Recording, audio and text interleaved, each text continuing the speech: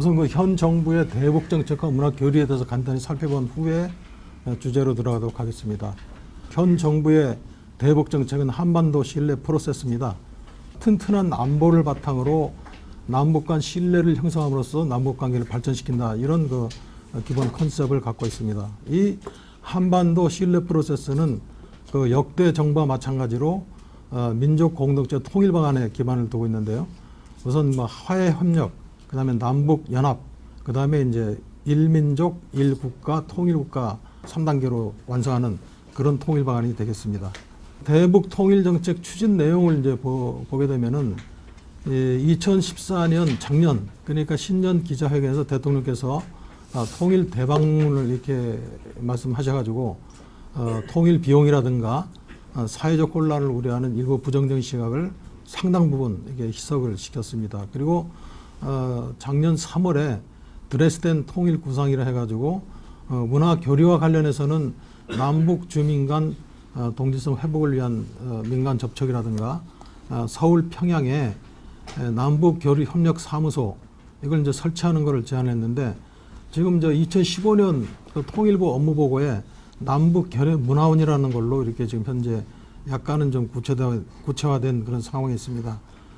그래서 드레스덴 통일 구상은 이제 뭐 문화 교류뿐만 아니고 남북 민생 인프라 구축이라든가 인도적 문제 해결, 그다음에 남북 동질성 회복을 위한 조치, 그다음에 DMZ 세계 평화공원 설치, 그리고 이제 남북 철도 연결 등등 뭐 여러 가지 제안이 같이 들어 있습니다.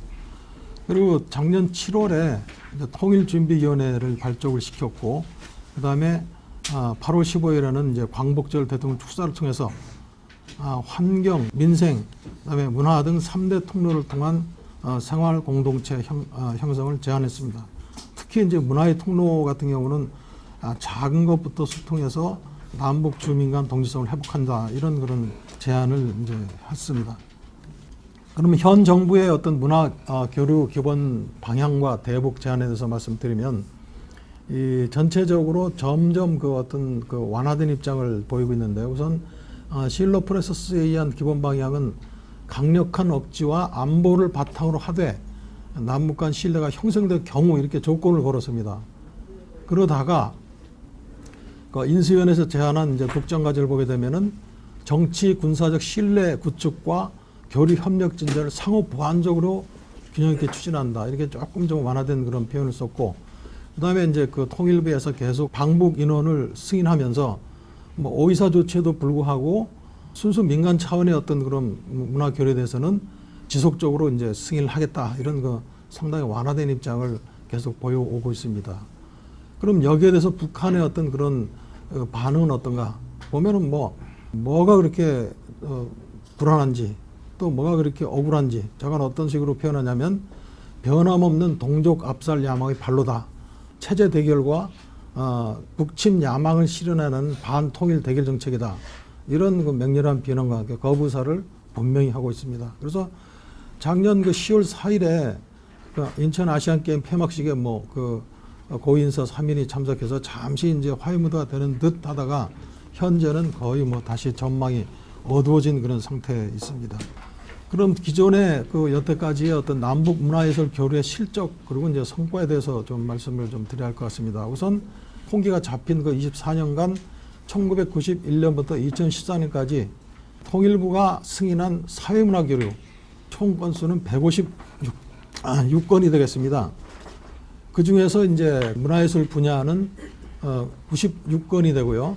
그걸 이제 정부별로 살펴보면 문민정부 1건, 국민의 정부 21건, 참여정부 압도적으로 많아가지고 70건, 그 다음에 이제 이명박 정부 4건 이렇게 되는데, 사실 이명박 정부 4건이라는 것도 그 내용을 알고 보면은 그 중에 3건은 참여정부에서 승인한 사업을 이렇게 연장선상에서 승인한 내용이 되겠습니다. 그러니까 이명박 정부에서 실제로 승인한 건 1건 정도밖에 안 된다고 봐야 될 것 같고요.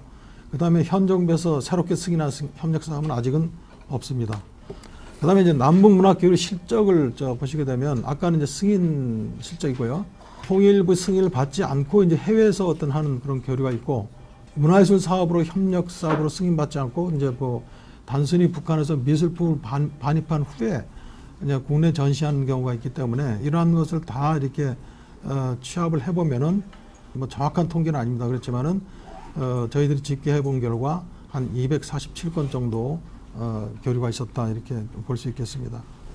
그럼 현 정부, 그 박근혜 정부 들어와서 남북 문화교류 협력 현황에 대해서 말씀을 드리면은 우선 뭐 계래말 큰 사전이라든가 개성 만월대 사업 이런 것들이 이제 지금 다시 몇 년 만에 재개가 됐고 2013년 9월에는 서울시립경영학단에서 평양 공연을 위해서 방북 실무 협의를 했습니다. 근데 결국은 이제 뭐 무산이 됐지만은 그 2014년 9월에는 윤희산 통일재단 소속 3명이 윤희상 음악연구소 창립 30돌 기념음악회에 이제 참관한 그런 사례가 있습니다.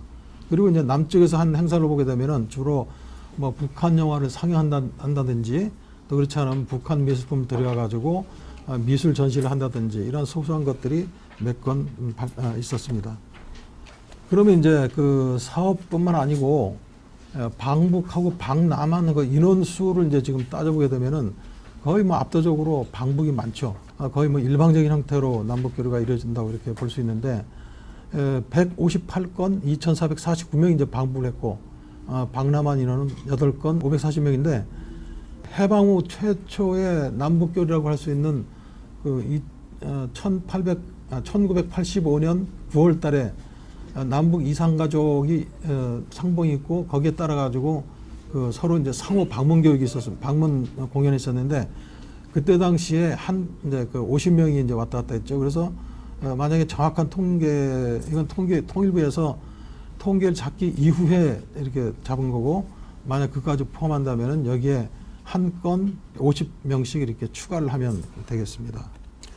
그럼 남북 문화 교류의 성과에 대해서 이제 말씀을 드리면 우선 뭐 여러 가지 의의를 뭐 말씀을 드릴 수 있겠습니다만은 가장 중요한 거는 남북 주민 간 심리적 거리감을 해소하고 또 가치관과 사고방식의 동질성을 회복시켜주는 역할을 한다. 이런 게 이제 가장 큰 남북 문화 교류의 의의가 되겠습니다. 그리고 성과 역시 마찬가지로 여러 가지에서 말씀드릴 수 있겠지만은 그동안의 어떤 그 남북 문화 교류라는 것이 남북 간의 서로의 어떤 차이를 인식하는 기회가 되었을 뿐 문화 교류와 남북 주민 간의 민족 문화 공동체로의 통합을 촉진하는 역할까지는 이루지 못했다. 이렇게 이제 평가를 할 수 있겠습니다. 그럼 남북 문화 교류의 문제점에 대해서 이제 뭐 간단하게 말씀을 드리면 그 문화 교류가 독자적인 어떤 동력이 없이 정치 군사적인 상황에 종속돼 있다. 그러니까 정치 군사적으로 긴장 상태가 가면은 남북 문화 교류가 탁 끝이는 그런 경향을 계속 보여왔습니다. 그다음에 이러한 것도 뭐 연관이 됩니다만은 남북 당국 사이의 문화 교류와 관련해서 제도화된 그런 대화 채널이 여태까지 없었다. 뭐 이렇게 말씀을 드릴 수 있고요.